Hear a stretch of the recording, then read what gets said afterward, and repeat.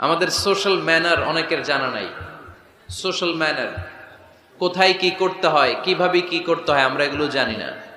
মানুষের সামনে কিভাবে কথা বলতে হয়, হাই আসলে এটাকে ঢেকে রাখতে হয়, কারো মুখের সামনে হাঁচি দেওয়া যায় না, মানুষের সামনে নাক খোঁচানো যায় না, এরকম অনেক সোশ্যাল ম্যানার আছে, আমরা জানি না, আমরা খেয়ালও করি না। আল্লাহর হাবিব সাল্লাল্লাহু আলাইহি ওয়াসাল্লাম ধরে ধরে এই উম্মাকে সোশ্যাল ম্যানার শিখিয়েছেন, এমনকি ছোট্টদেরকে। আল্লাহর হাবিব সাল্লাল্লাহু আলাইহি ওয়াসাল্লামের কোলে এক ছোট্ট শিশু বসা। আল্লাহর হাবিব সাল্লাল্লাহু আলাইহি ওয়াসাল্লাম দাওয়াত খেতে গেলেন, এক ছোট্ট সাহাবী শিশু এসে আল্লাহ রাসূল সাল্লাল্লাহু আলাইহি ওয়াসাল্লামের কোলে বসলো। খাবার দেয়া হলো, ছোট্ট মানুষ বা হাত দিয়ে খাবার এটা ধরে ওইটা ধরে ওইটা ধরে, আছে না এরকম?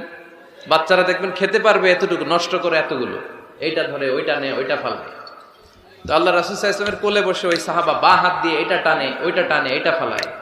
আল্লাহ রাসূল সাল্লাল্লাহু আলাইহি ওয়াসাল্লাম বললেন, ইয়া গোলাম, এই পিচ্ছি, এই বাচ্চা, সাম্মিল্লাহ, তুমি যে হাত দিয়ে খাবার টানতেছো, বিসমিল্লাহ বলছো, আগে বিসমিল্লাহ বলো। কুলবি আমিনিক, ডান হাতে খাও।